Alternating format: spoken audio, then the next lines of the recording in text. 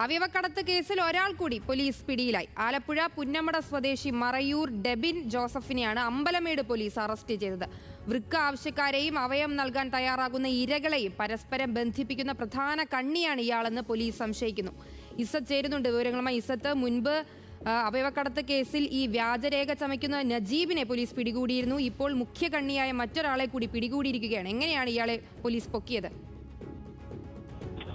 സരിക നേരത്തെ പറഞ്ഞതുപോലെ നജീബിനെ ചോദ്യം ചെയ്തതിലൂടെയാണ് ഇപ്പോൾ ഈ പറയുന്ന ഡെബിൾ ജോസഫിനെ കുറിച്ചുള്ള വിവരം ലഭിച്ചിരിക്കുന്നത്.